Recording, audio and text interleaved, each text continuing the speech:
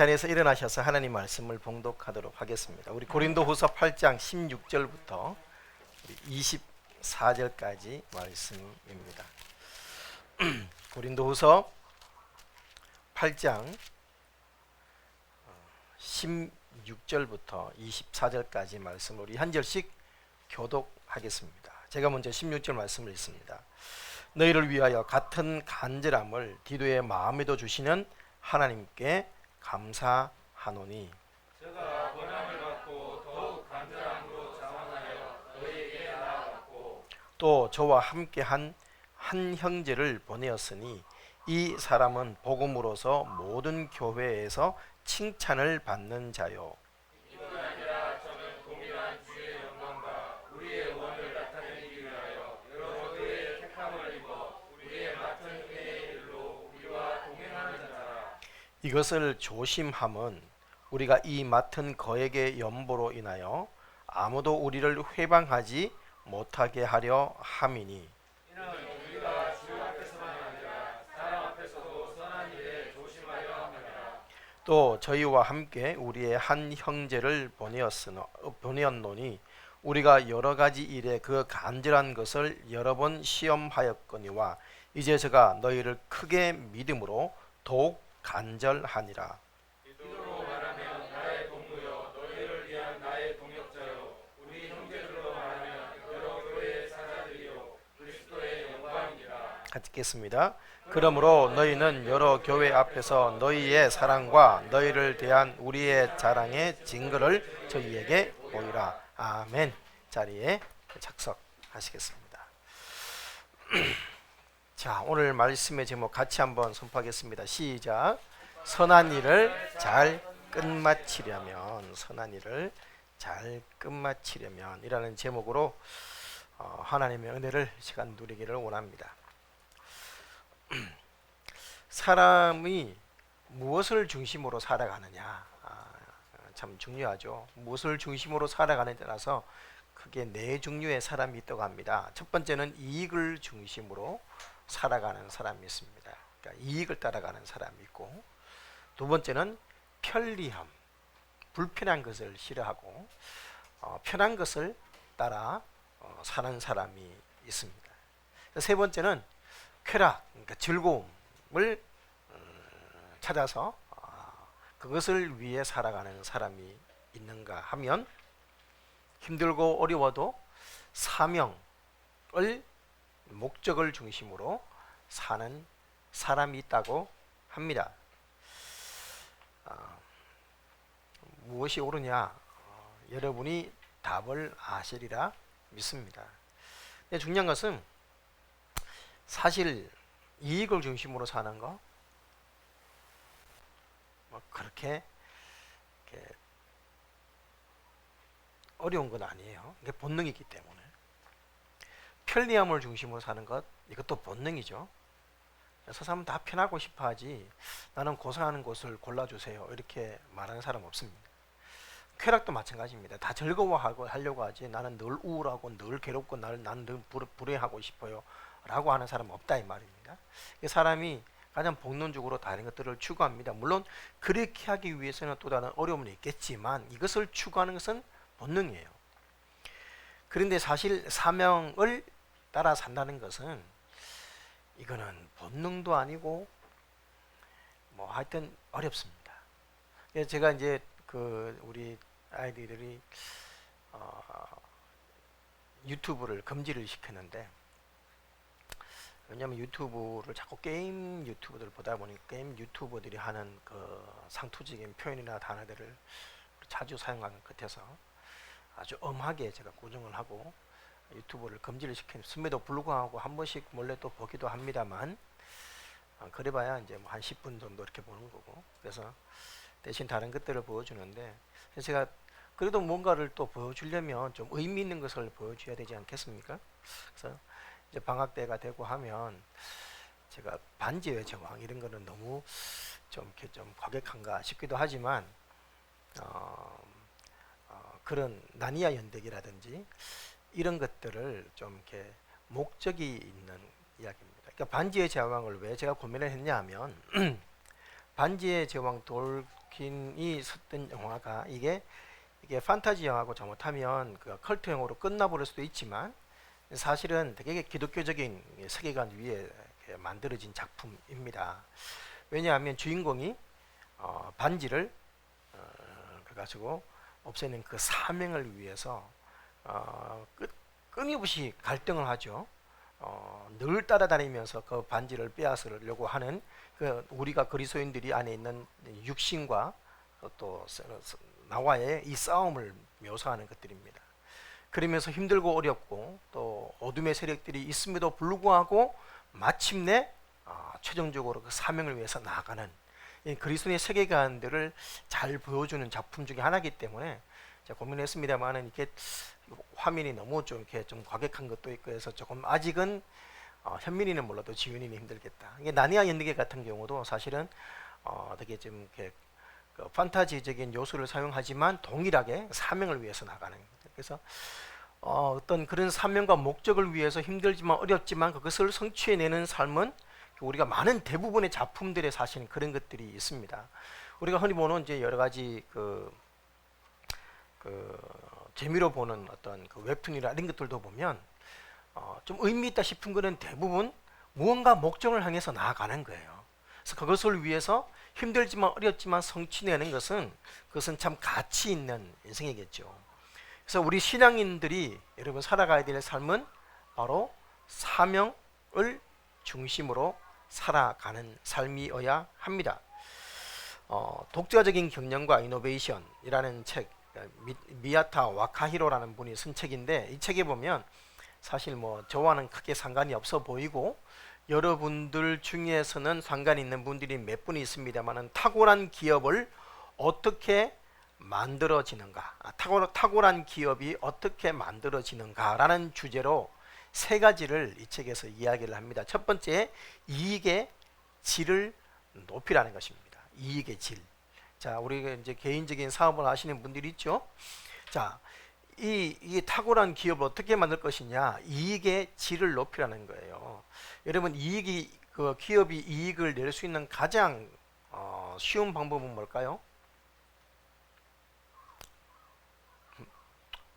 비싸게 받으면 제일 많이 벌겠죠. 근데 비싸게 받으면 또 가격 경쟁률에서 힘들어지나요. 그러니까 뭐 해야 돼요? 비싸게 받지 않으면서 이익을 남겨야 되거든요. 그러기 위해서 대부분 뭡니까? 비용이나 경비를 절감을 합니다. 그래서 사용업자들이 제일 힘들면 제일 먼저 뭐부터 해요? 아르바이트생을 해고하죠. 그러니까 비용을 절감시킨 것입니다. 그렇게 해서 이익을 냅니다. 그보다 더 좋은 이익, 그러니까 이익의 질을 높이라는 것이죠. 더 좋은 이익은 뭘까요? 높은 생산성을 통해서 이익을 내는 것입니다. 똑같은 3시간을 일을 하더라도 더 높은 생산성을 가지고 있으면 더 좋은 커리큘럼이라든지 더 좋은 어떤 그 노하우를 가지고 있으면 생산성이 높아지게 되는 것이죠. 그거보다 더 질 좋은 이익은 뭐냐? 제품과 서비스를 통해서 독자성 있는 이익을 내는 것입니다. 그러니까 남들은 따라 할 수 없는 그런 매력이 있으면 가격을 높여도 팔린다 이 말입니다. 이게 이제 이익의 질을 높여가는 것이죠. 그러나 대부분의 기업들이 어떻게 합니까? 그냥 비용 절감을 하죠. 비용 절감. 싸구려 쉽게 말해서 가격 낮은 제품들 재료를 쓴단 말입니다. 아파트를 지을 때 가격 싼 거 쓰면 이익이 남는 것이죠. 그렇게 하면 처음은 남는 것 같지만 결국은 소비자들이 등을 돌린다 이 말이에요. 그러니까 이익의 질을 높이라. 두 번째, 전략과 관리를 동시에 추구하라 라고 말합니다. 전략과 관리. 그러니까 전략을 통해서는 이익을 남기고 관리를 통해서는 낭비를 방지를 해야 된다는 것이죠. 제가 오늘도 제가 집사람한테 이렇게 얘기를 했습니다만 대단히 죄송스럽게도 제가 이러면 나이가 들었나 보다. 똑같은 작업을, 그러니까 이제 연말 되면 제가 늘 하는 작업들이 있잖아요. 똑같은 작업을 하는데 몇 년 전에 한 3-4시간 만에 끝날 일을 하루 종일 붙들고 있는 거예요. 이렇게 파악하는 것도 느리고 찾는 것도 느리고. 그래서 사실 지금 이번 주에 되게 힘들었습니다. 뭐 설교 준비도 해야 되는데 뭐도 해야 되고 또 뭐 회의 준비도 해야 되고. 근데 보통 같으면 그냥 다 끝났을 일을 막 토요일까지 그걸 끌고 와서 막 이러고 있으니까 야, 이건 참 나이가 들었나 보다. 예, 시간도 낭비될 때가 있고 또 사업하는 사람들은 재정도 낭비될 때가 있고 여러 가지 낭비되는 것들이 있죠. 그래서 전략과 함께 전략으로 이익을 남기고 관리를 통해서 낭비를 방지하는 것 중요합니다. 자, 세 번째가 뭐냐? 제가 볼 때 아주 가장 본질적인 것 중에 하나인데 원점에서 벗어나지 마라라고 했습니다. 원점에서 벗어나지 마라. 그러니까 원점에서 벗어나지 마라. 다른 말로 얘기하면 우리가 흔히 하는 말로 얘기하면 초심에서 초심을 잃지 마라. 아니면 본질을 놓치지 말라는 것입니다. 가끔 가다가 식당에 갔는데 식당에 만두집이라고 해서 들어갔는데 만두보다 부대찌개 뭐 다른 것들을 더 많이 파는 경우가 있습니다. 이 본질을 놓친 거죠. 만두집이면 만두가 중심이 돼야 되는 건데 그러니까 본질을 놓치는 경우가 많습니다. 여러분 우리도 마찬가지입니다. 신앙생활들을 하면서 그리스도인들이 일평생 살면서 제일 중요한 것 중에 하나가 뭐냐면 본질, 목적, 사명에서 벗어나지 않는 것입니다. 이것이 바로 원점에서 벗어나지 않는 것이죠. 우리가 손이 말하는 신앙의 위인들, 신앙의 선배들, 우리가 존경하는 분들 대부분이 뭡니까? 마지막까지 사명에서 벗어나지 않았던 삶을 살아간 분들입니다. 그래서 호흡이 멈추는 그 순간까지 우리는 사명을 붙들고 살아야 되겠지요. 그래서 하나님은 교회에 귀한 사명을 허락해 주시고 그 일들을 감당하게 하십니다. 그래서 교회들마다 그 교회만의 사명과 사역과 역할들이 있습니다. 그래서 구제를 중심으로 하는 교회가 있는가 하면 찬양을 중심으로 사역하는 교회가 있고 또 훈련을 중심으로 하는 교회가 있고 하나님이 각 교회들을 다양하게 사용하고 계시는 것이지요. 그래서 그 교회에 따라서 하나님 비전을 허락하시고 그 비전을 붙들고 한 마음이 한 뜻이 되어서 이 사명을 감당해 나가는 교회가 건강한 교회고 주님께서 더 귀하게 쓰시는 교회가 되는 것이겠죠. 여러분 이렇게 하나님께 더 귀하게 사명을 감당하는 교회가 되기 위해서 필요한 것들이 무엇인지 오늘 우리가 함께 살펴보기를 원합니다. 자, 하나님이 우리에게 맡기신 일, 이 선한 일을 잘 마무리할 수 있어야 되겠죠. 자, 오늘 본문 보면 오늘 본문 바울은 고린도 교회의 성도들을 향해서 계속해서 지금 무엇을 권면하고 있습니까? 연보에 대해서 예루살렘 교회를 돕는 이 구제 연보에 대해서 언급을 합니다. 그리고 이 구제 연보를 이제 모금하는 일을 마무리하는 이 일꾼들로 세 사람을 보낼 것을 언급하는 내용이 오늘의 본문 내용이다라고 할 수가 있겠습니다. 자, 지도를 한번 보면서 그렇게 계속해서 살펴볼 텐데요. 인터넷으로 보시는 분은 제가 포인트를 짚는 부분이 힘드니까 눈으로 잘 따라오셔야 되겠습니다. 자, 지도를 보시면 자, 우리 마케도니아, 갈라디아 그리고 아가야까지 이 광범하게 퍼져 있는 이방인 교회에서 예루살렘 교회를 위한 모금을 했습니다. 그래서 여기 보면 여기가 길리기아입니다. 길리기아. 그리고 여기가 시리아죠. 시리아가 안디옥이니까 요 밑에 뭐가 있어요? 요 밑에 아래쪽에 예루살렘이 있다. 그러니까 이스라엘이 여기다. 요 아래쪽에다 보시면 되겠어요. 그래서 이 안디옥에서 사도 바울이 1차 전도 여행 때 어떻게 했습니까? 배 타고 실로아에서 배를 타고 구브로, 그다음에 바보, 그다음에 어디로 갑니까? 버가를 지나서 안디옥. 여기 안디옥 두 개 있죠. 여기가 바로 이 비시디아 안디옥이라고 명칭하는 지역이 바로 이 지역입니다. 그러니까 이 안디옥, 이고니온, 루스드라, 더베로 갔다가 다시 이렇게 이탈리아로 와서 이때에서 배 타고 이렇게 돌아왔던 것이 이것이 1차 전도 여행입니다. 그러니까 이 지역을 또 보면 길리기아, 다소 지역, 어쩌고 밤빌리아 뭐 나오는 지역들이 쉽게 우리나라로 치자면 경상도 지역, 전라도 지역 이 말입니다. 여기서 있는 큰 글자들이 바로 이런 지역을 의미합니다. 그러니까 지금 사도 바울이 에베소서에서 고린도 전서를 썼는데 그래서 지금 아가야 지역이래요. 아가야 지역 여기죠. 여기가 아가야 지역입니다. 요 위에는 무슨 지역? 여기가 바로 마케도니아 지역입니다. 그러니까 마케도니아 자, 2차 전도 여행은 여기 안디옥에서 이렇게 쭉 가서 안디옥 와서 여기서 이 비두니아 쪽으로 가려고 했는데 예수 여행이 허락지 아니하시는지라 여기서 누가 합니까? 무시아 쪽으로 와서 드로아에 이르러서 거기에서 누가 마케도니아 사람이 건너와서 도와라는 환상을 보고 건너간 것이 바로 이 드로아에서 어디로 갑니까? 네아폴리 쪽으로 가서 빌립보 첫 성에 가고 빌립보, 데살로니가, 베레아 이렇게 가서 나중에 에게를 지나서 여기 아테네, 고린도 이쪽을 갔다가 다시 이렇게 돌아오게 되는 여정이 2차 전도 여행이 되겠습니다. 그러니까 지금 이때 보게 되는 이 마케도니아 지역, 여기 아가야 지역이 되겠죠. 그래서 지금 교회들이 지금 어디에 중심으로 있었다? 이 소아시아의 교회들이 제일 먼저 복음이 전해졌고, 그러니까 갈라디아 지역, 그다음에 아시아 지역 이렇게 중심으로 있고, 그 다음에 유럽 쪽으로는 마케도니아, 아가야의 교회들이 광범위하게 퍼져 있었다. 그런데 이 마케도니아 지역에서는 힘에 지나도록 자원해서 극한 가난해서 했는데, 이 아가야 지역은 주로 아테네, 고린도, 갱그리아 지역에 있는 이 교회들은 어떻게 했다? 모금이 잘 되지 않았다. 이것이 지난 시간에 내용에 설명했던 내용이라고 보시면 되겠습니다.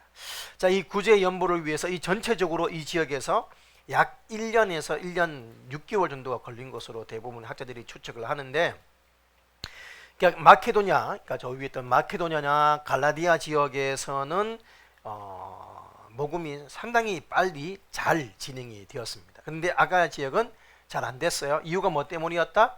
바울에 대한 관계 때문에 오해로 인해서 한마디로 바울이 구제금을 모금한다는 명목으로 그에게 물질을 개인적으로 횡령하고 착복하려 한다라는 거짓 교사들의 모함 때문이었습니다.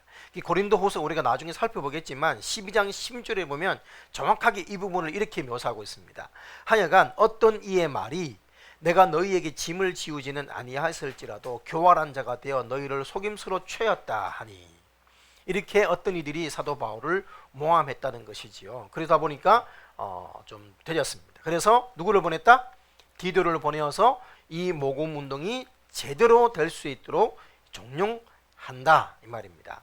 그러면서 지금 바울이 이 구제 연보에 대해서 전혀 나는 이 물질에 대해서 관여하지 않고 있고 앞으로도 관여하지 않을 것임을 선언하는 장면들이 나오게 되는데, 자 20절 21절 말씀을 보십시오. 자, 이것을 뭐하면 조심하면 이것이 뭡니까? 연보 사역이겠죠. 연보 모금을 조심하면 우리가 맡은 이 거액의 연보로 인하여서 아무도 우리를 회방하지 못하게 하려 함이니, 이는 우리가 주 앞에서만 아니라 사람 앞에서도 선한 일에 뭐하라? 조심하려 함이라 라고 말씀을 했습니다. 여러분, 이 사도 바울을 향한 이 악의적인 곡해에 대해서 조금이라도 허점을 보이기 싫어서 오늘 본문에서는 고린도 교회에 3명의 신실한 일꾼들을 선발해서 파송할 테니까 그들을 통해서 적극적으로 이 연보 사역에 함께 동참해 줬으면 좋겠다. 이게 오늘 본문의 내용입니다. 여러분, 자, 선한 일, 오늘 뭐라고 해요? 선한 일에 조심하려 함이라.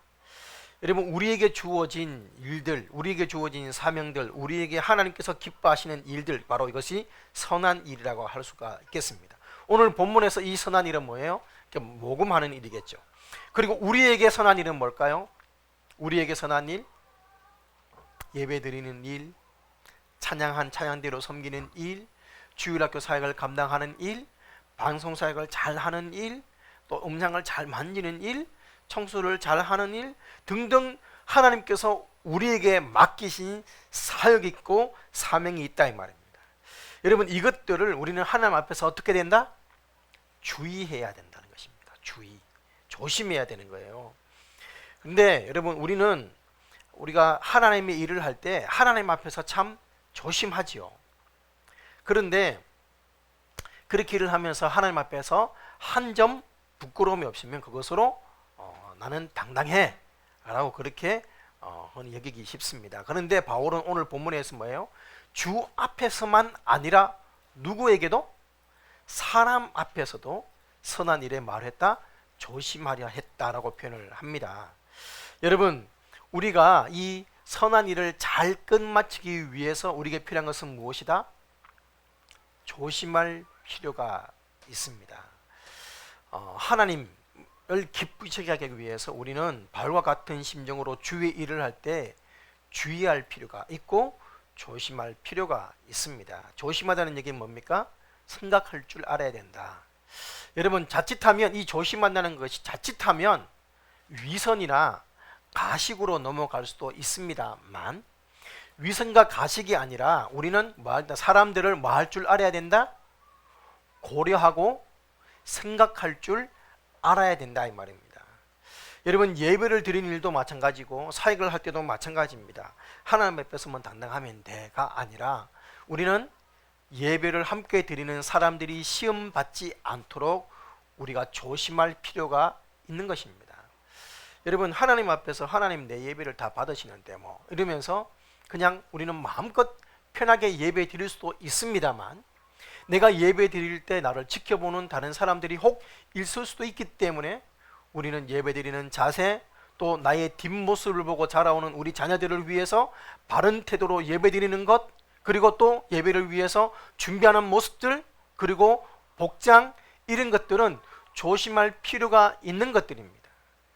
사실 우리가 연말 되면 우리 예배를, 내년 예배를 위해서 얘기할 때 꼭 해마다 나오는 주제 중에 하나가 뭡니까? 예배 복장에 대한 얘기들이 나옵니다. 사실 제가 교회, 우리 열린문 내당 교회 처음 왔을 때만 하더라도 복장에 대한 얘기는 정말 자주 들었습니다.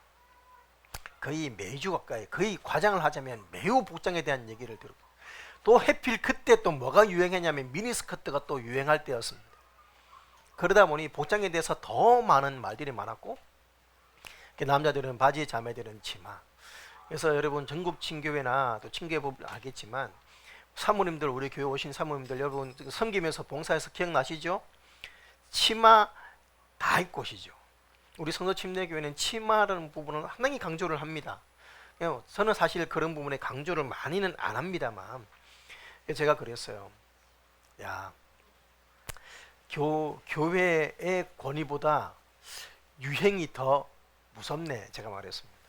아무리 치마를 입어라 해도 아는데, 유행이 이렇게 원피스 유행 부니까 다 원피스 치마를 입고 다니잖아요.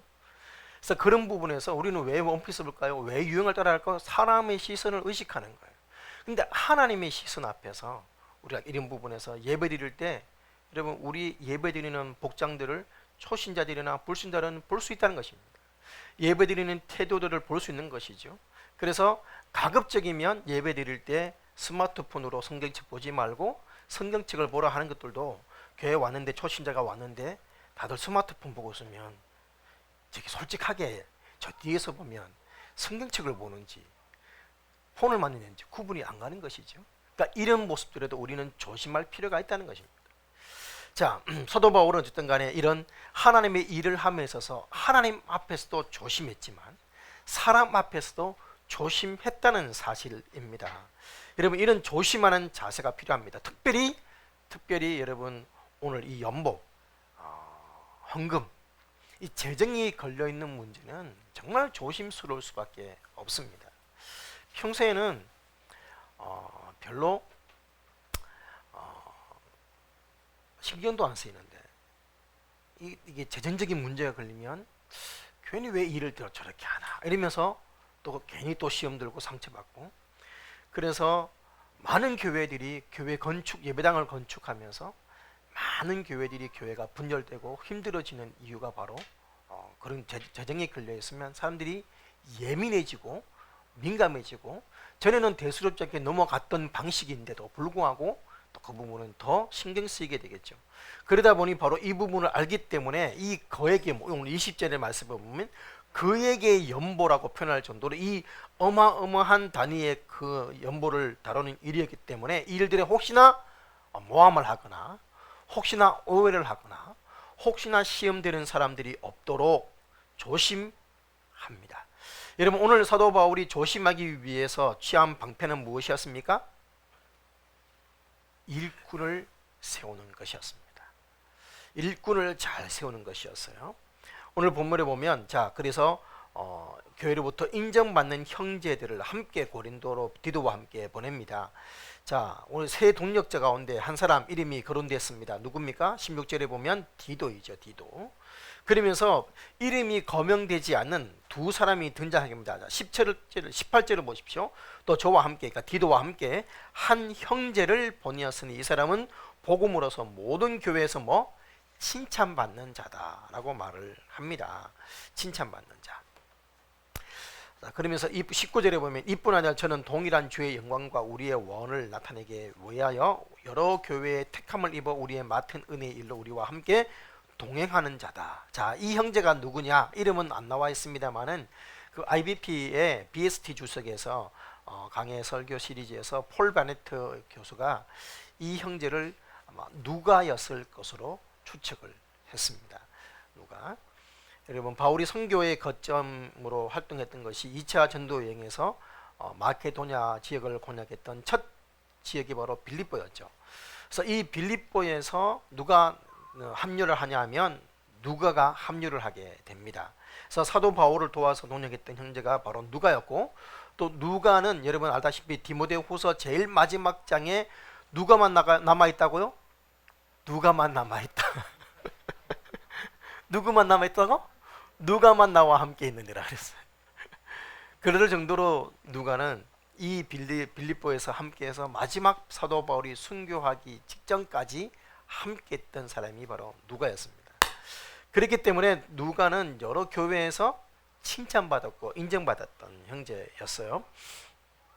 그래서 이 빌립보 지역에서 바울을 도와서 동역했던 형제 누가를 선발해서 디도와 함께 고린도 교회로 파송했을 것이란 추측은 충분히 가능한 해석이 되겠죠. 그래서 아마 누가였지 싶다 이렇게 해석을 합니다. 그리고 또 한 명 우리 22절에 보면 또 저희와 함께 우리의 한 형제를 보냈으니 그러니까 디도와 누군지는 모르지만 누가로 추측하는 이 형제와 함께 우리의 한 형제를 보냈으니 우리 여러 가지 일에 간절한 것을 여러 번 시험하였거니와 이제 제가 크게 믿은 거로 더욱 간절하니라. 디도로 말하면 나의 동무고 너를 위한 동력자고 우리 형제들로 말하면 여러 교회의 뭐라고요? 사자들이요 그리스도의 영광이라 하는데 이게 그리스도의 영광스러운 교회의 사자들이요 이게 정확한 해석이 되겠습니다.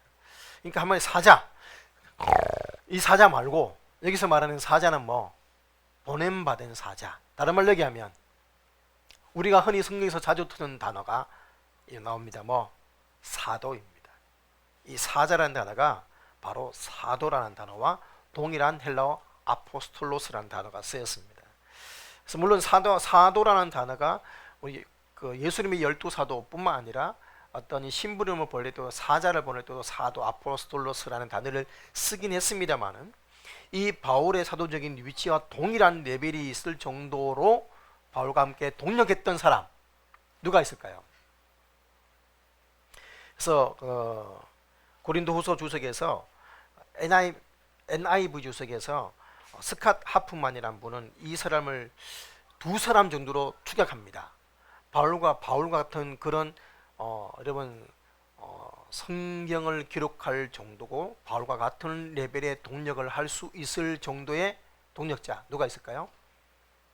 바나바나 아니면 아볼로 중에 한 명이었을 것이다 라고 추측합니다. 제가 볼 때는 아마 아볼로였을 것 같아요. 왜냐하면 2차 전도 여행 전에 바나바는 이제 싸워서 저 아래쪽으로 내려갔기 때문에 아마 아볼로가 아니었을까 저는 개인적으로 그렇게 생각합니다. 여러분 히브리서의 저자가 정확하게 드러나 있지는 않죠.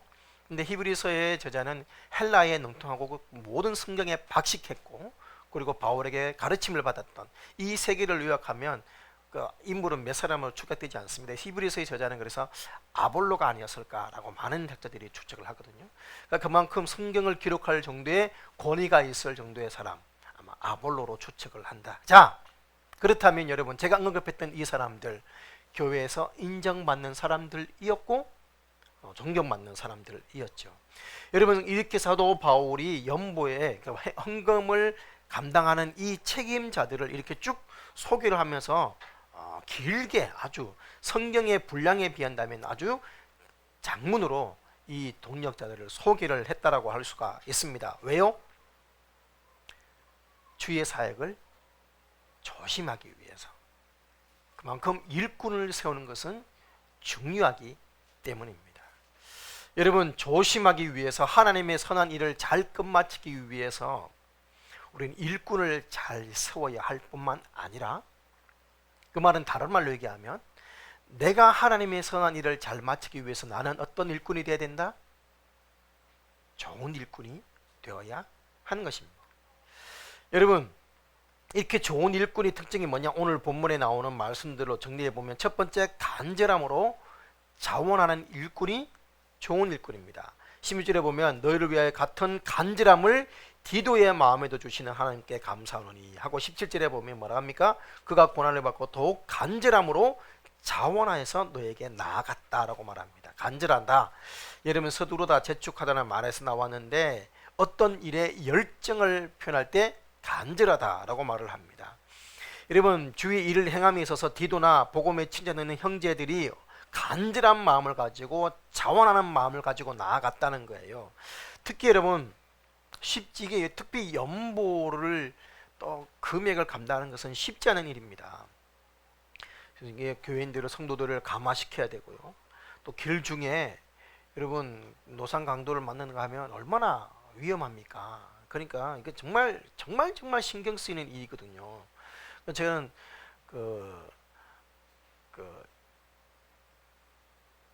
우리 교회에서 1년에 한 번씩 짝 모아서 이렇게 헌금을 하거나 하면, 건축 헌금 같은 거 모을 때는 한꺼번에 1,000만 원씩 이렇게 헌금을 이렇게 가져가서 이렇게 할 때가 있어요.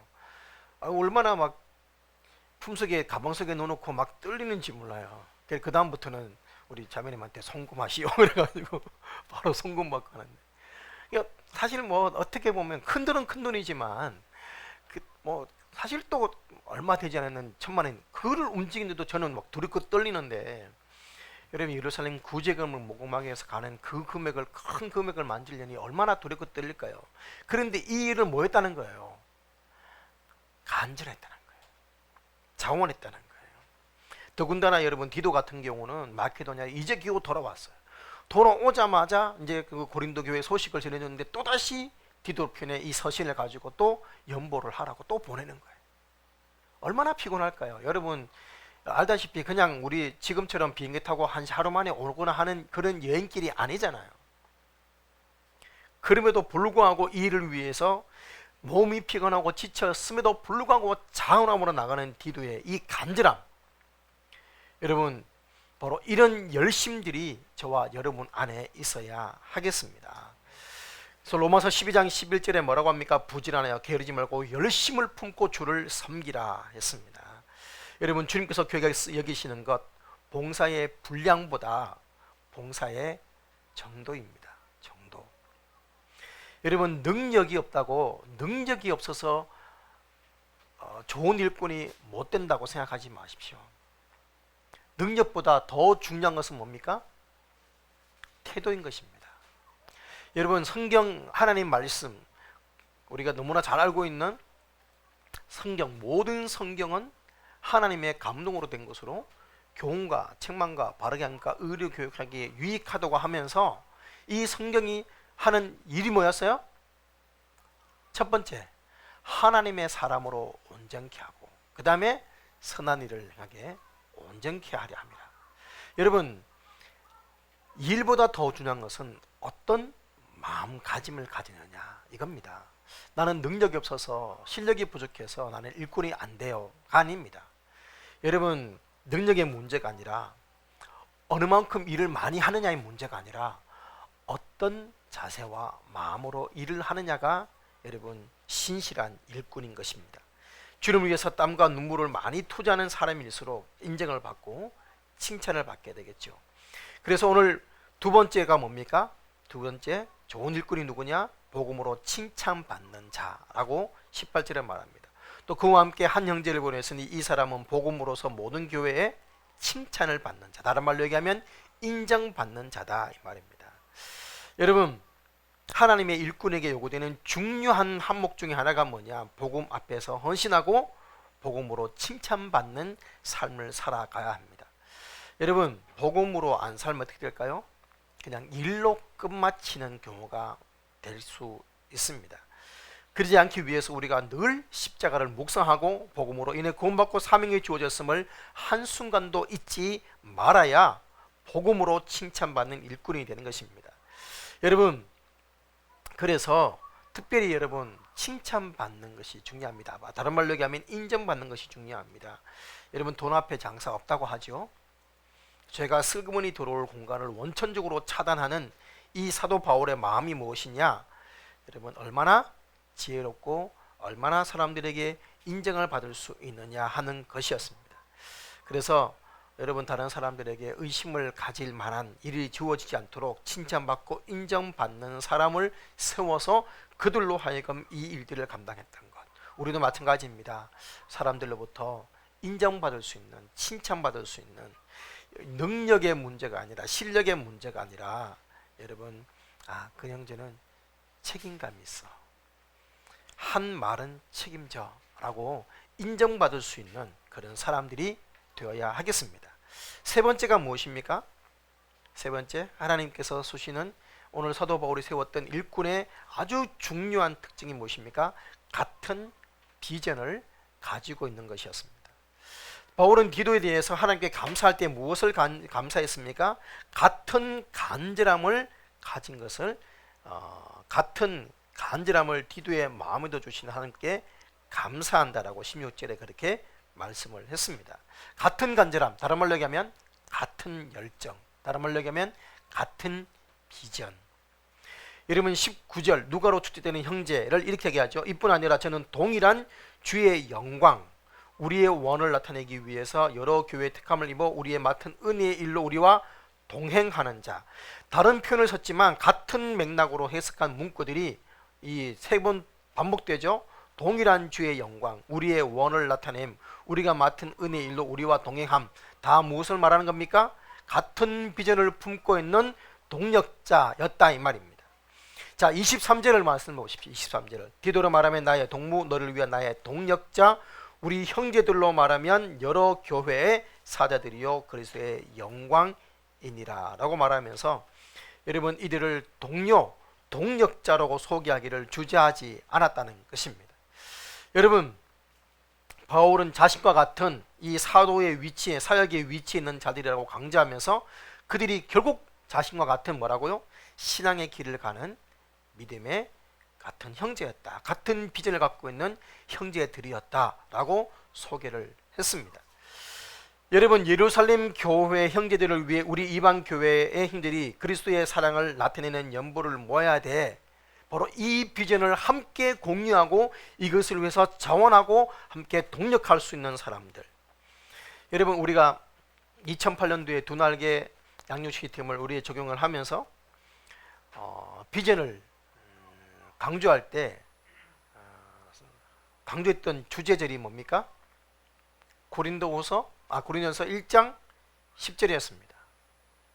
형제들아, 내가 우리 주 예수 그리스도의 이름으로 너희를 권하노니 모두가 같은 말을 하고 너희 가운데 분쟁이 없이 같은 마음과 같은 뜻으로 온전히 합하라 했습니다. 같은 말, 같은 마음, 같은 뜻, 그래서 같은 열매를 맺어 나가는 것. 여러분, 이 네 가지가 바로 선한 열매를 맺기 위한 아주 중요한 비전 공유인 것입니다. 적어도 하나님의 교회 공동체가 하나님의 나라를 이루어 가려면 동력의 사역이 필수적입니다. 한데 이 동력의 사역자들이 가져야 될 가장 기본적이고 가장 중요하고 가장 필수적인 요소가 뭐냐? 비전이 같아야 하는 것입니다. 여러분, 사실 교회는 여러 집단, 여러 구성원이 모여 있습니다. 선교단체는 그렇지 않아요. 거의 같은 연령대라든지 아니면 같은 관심사라든지 아니면 같은 신분을 가진 사람들이 모여 있습니다. 그러니까 대학생 선교단체는 대학생이라는 동질감이 있습니다. 또 나누어지는 그 같은 공감대를 가지고 있어요. 근데 사실 교회는 연령도 다르고 관심도 다르고 나이도 다르고, 그래서 같은 공감대를 만들어내는 것이 사실 쉽지 않습니다. 그래서 선교단체는 재밌어요. 왜? 모이자 하면 대부분 이번에 종강하거든, 모여 모여, 그냥 뭘 해도 재밌어요. 사람도 우르르가고. 근데 교회는 직장 가는데요, 뭐 하면 나 노인정에 뭐 이러면서 다 다른 거예요. 시간 내기도 힘들고 연령대도 되고. 자 합시다 그러면 나는 나이 들어서 그거 싫은데 애들은 재미없어. 맞추기가 너무 힘든 거예요. 그러므로 교회를 함께 같은 마음으로 이끌어 간다는 것은 서로가 양보하고 공유하지 않으면 절대로 만들어낼 수 없는 것입니다. 여러분, 이게 바로 교회라는 공동체의 특징이에요. 근데 이들이 함께 모여서 함께 예비하고 함께 기도하고 함께 훈련을 받는 이유가 뭐냐? 바로 이렇게 우리의 비전을 함께 공유하기 위해서인 것입니다. 여러분, 우리가 저희도 다 공부했어. 이미 공부 과정 다 끝났어. 그럼에도 불구하고 굳이 다시 양육반을 하고 다시 제자대학을 하는 이유가 뭐냐? 같은 비전을 공유하기 위해서인 것이죠. 여러분, 그래서 큰 그림을 함께 그려 나가기 위해서 우리는 다시 하는 것입니다. 앞에 열거했던 각자의 이 성향, 기질들, 우리 서로 다르지만 교회 공동체 안으로 들어오면 우리는 한 가지는 같아져야 됩니다. 그 한 가지가 뭘까요? 바로 비전인 것입니다. 비전.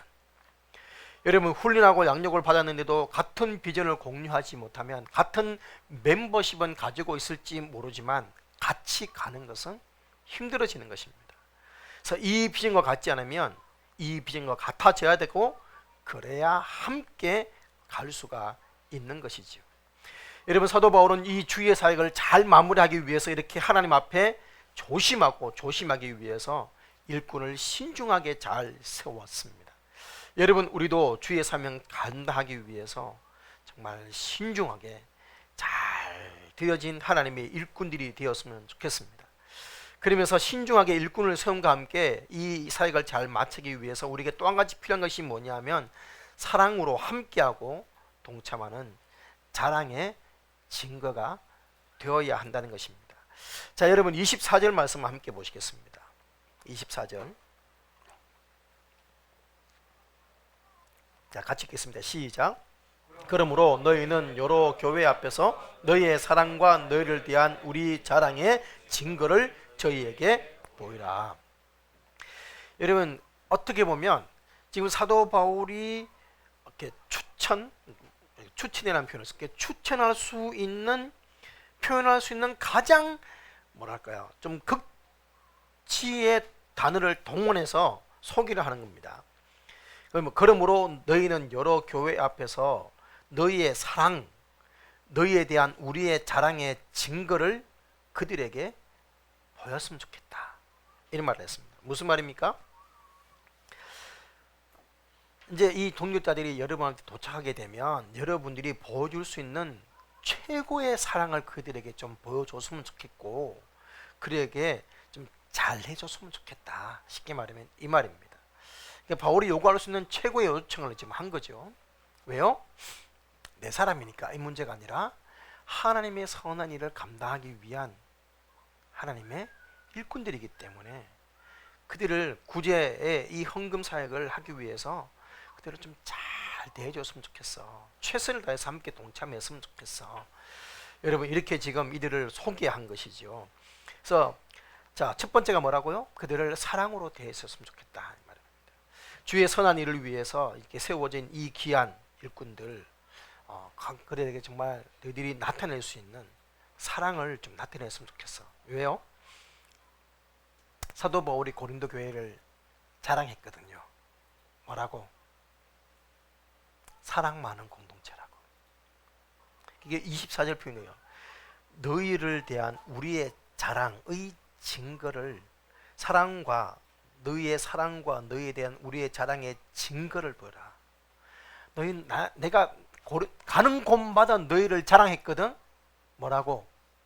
사랑 많은 공동체라고. 근데 갔는데 사랑이 없네. 그러면 얼마나 실망하겠니? 좀 너희들이 이 사랑의 증거를 좀 보여줬으면 좋겠어 했습니다. 그리고 두 번째가 뭡니까? 자랑의 증거를 보였으면 좋겠다 했습니다. 여러분, 한번 사랑으로 대하라는 얘기는 한마디로 말하면 뭐 적극적으로 뭐하라? 함께 동참했으면 좋겠어 말입니다. 여러분, 연보한다는 것이 사랑 없이 구제에 동참할 수가 있겠습니까? 여러분, 사랑을 보여라 한마디로 뭐 여러분이 이 연보사에게 적극적으로 동참했으면 좋겠어 이 말입니다. 한마디로 말하면 뭐 주의 사역, 주의 비전, 주의 일들에 함께하는 모습을 보이는 것이, 이것이 주의 일을 잘 마무리하는 교회의 특징입니다. 그리고 이 자랑의 증거를 보여라 했습니다. 여러분, 똑같은 얘기를, 이 바울이 한 얘기를 여러분에게 제가 권면해 드리고 싶습니다. 여러분은 저의 자랑이십니다. 저는 친교회에서 여러분을 정말 자랑합니다. 나중에 이제 우리 또 선교 예배라든지 등등으로 또 이제 외부 강사님을 초대했을 때 제 자랑의 증거가 되어 주시기 바랍니다.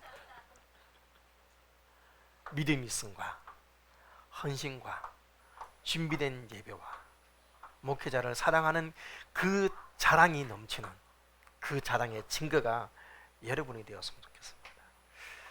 그럴 때 우리는 주께서 우리에게 맡기신 이 귀한 사역들을 잘 감당해 낼 수 있겠죠.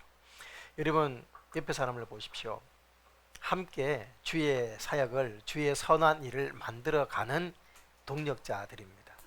이들에게 여러분 해줄 수 있는 여러분의 최고의 사랑과 경제가 뭘까요?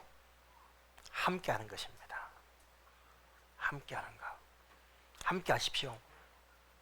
함께 시간을 보내고 함께 사역하고 함께 동참하고, 성탄절 야 우리 부인부도 뭐 해야지는데 나는 싫어하지 말고 함께 하시고, 그래서 혼자만 감당하는 것이 아니라, 외로운 사역이 아니라 함께 감당하는 사역이 되었으면 좋겠습니다. 그리고 여러분 기억하십시오. 세상은 교회를 주목하고 있습니다. 그래서 여러분, 어려움을 겪는 이들을 위해서 헌금을 하는 것 훌륭한 일입니다. 근데 이 훌륭한 일을 하는데 잡음이 생기면 덕이 되지 않겠죠. 그래서 세상으로부터도 인정을 받을 수 있어야 하는 것입니다. 하나님께도 인정받아야 되겠지만 세상으로부터도 인정받아야 합니다. 그러기 위해서 우리는 더더욱 조심해야 되고 더더욱 일꾼들을 잘 세워야 되는데, 바로 이름이 세워진 일꾼이신 여러분은 좋은 일꾼들이 되셔야 되겠죠. 그리고 사랑과 자랑의 증거를 나타내는 열린문 교회가 되어서 하나님의 우리에게 맡기신, 열린문 교회에게 맡기신 이 귀한 사명을 잘 감당할 수 있어야 하겠습니다. 여러분, 교회가 세상에 드러낼 수 있는 최고의 모습이 뭐냐? 효율성이 아니라 거룩함입니다. 거룩함으로 여러분 하나님과 사람들 앞에서 조심하고 주의해서 하나님의 선언을 잘 마무리하는 영광스러운 주의 사명자가 되시기를 주님의 이름으로 축원합니다. 아멘. 함께 시간 찬양 드리도록 하겠습니다.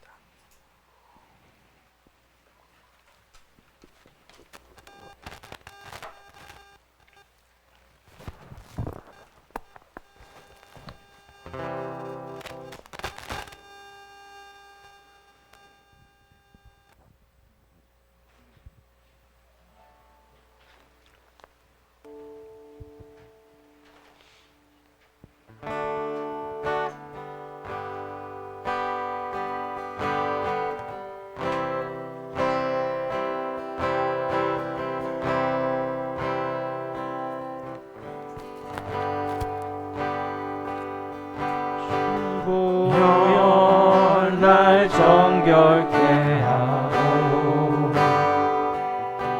주부여 날 자유케 하니 주 앞에 나 예배하는 시간 나의 모든 것을 주께 드리네. 주 주의 손 날 위에 지키셨고 주의 발 날 위에 박히셨으니 이제는 내가 사는 것이 아니요 오직 주를 위해 사는 것이라.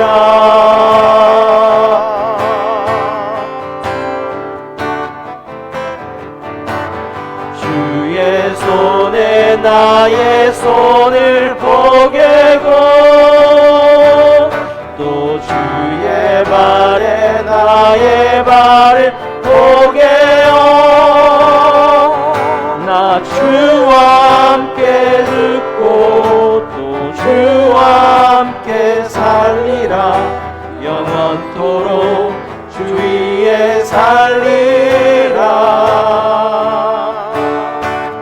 주의 손에 나의 손을 포개고 또 주의 발에 나의 발을 포개어 나 주와 함께 듣고 또 주와 함께 살리라 영원토록 주 위에 살리라 위에 살리라. 우리 한 번 더 고백드리겠습니다. 주보여 날 정결케 하고 주보여 날 자유케 하니 주 앞에 나 예배하는 이 시간 나의 모든 것을 주께 드리네 주의 손 날 위에 지키셨고 주의 발 날 위에 맡기셨으니 이제는 내가 사는 것이 아니요 오직 주를 위해 사는 것이라.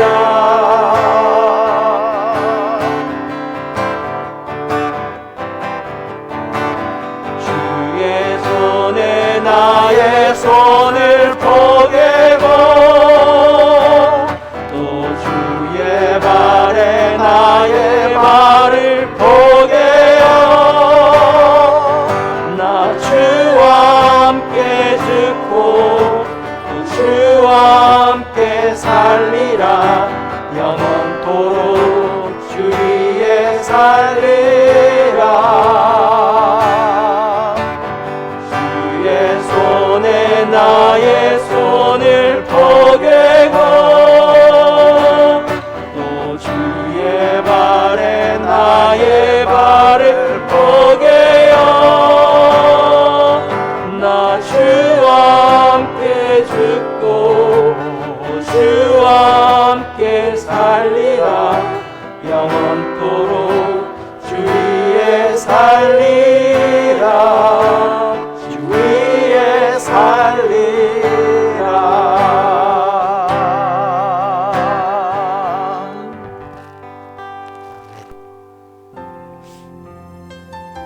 사랑하는 성도 여러분, 하나님께서 여러분에게 주신 사명은 무엇입니까? 성도를 돕는 일, 복음을 전하는 일, 찬양으로 섬기는 일, 여러 예배를 지원하는 일. 여러분, 하나님께서 우리 교회에 주신 여러 일들과 사역과 사명에 그 누구도 방관자가 되어서는 안 되겠습니다. 할 수 있는 일을 찾아서 힘껏 도와야 하겠습니다. 거창하지 않아도 좋습니다. 할 수 있는 대로 마음을 다해서 참아주시고 우리에게 주신 하나님의 사명을 끝까지 감당하면서 마무리할 수 있는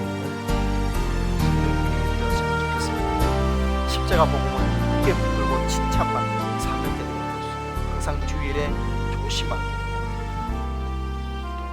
하나님 기뻐하는 일꾼이 될 수 있도록 오늘 말씀을 붙들고 기도하시고 2022년 우리가 할 수 있는 사역 일들 헌신할 때 아버지 앞에 간절함으로 자원함으로 헌신할 수 있도록 오늘 말씀을 붙들고 기도하는 시간들 가지겠습니다. 기도하시겠습니다.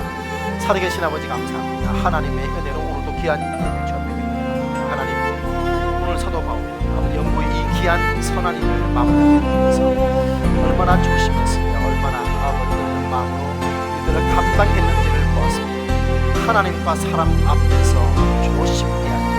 이 사도 바울의 아버지 이들을 감당하는 마음을 우리가 본받을 수 있도록 도와주시옵소서. 아버지 하나님의 도우심 없이는 우리가 이들을 감당해낼 수 없으며 이들을 끝만질 수 없음을 고백합니다. 아버지님이 주신 이 사명을 따라서 사명을 잘 하시는 공적과 비전을 걸어갈 수 있도록 아버지 도와주시며 역사하여 주시옵소서. 아버지 하나님의 은혜 앞에 오늘 하나님에게 주신 사명, 주신 맡은 직분들 아버지 잘 감당해내고 하시고 아버지께서 기뻐하는 아버지 정말 자원하고 아버지도 칭찬받고 같은 비전의 동참한 일꾼이 되어서 아버지 중에서 함께 동참해내고 주의 나라를 이루어가고 교회의 사명을 감당해낼 수 있고 아버지 쓰임 있는 교회에 될 수 있도록 도와주시옵소서. 말씀의 은혜를 주시고 2022년에 우리가 해야 될 섬김과 사역과 헌신의 모습을 가운데 아버지 차원함으로 헌신할 수 있도록 도와주시옵소서.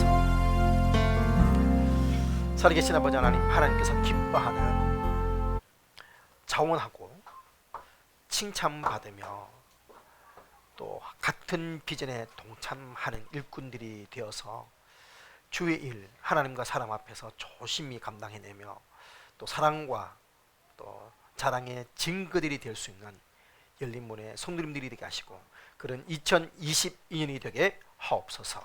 예수님의 이름으로 기도합니다. 아멘.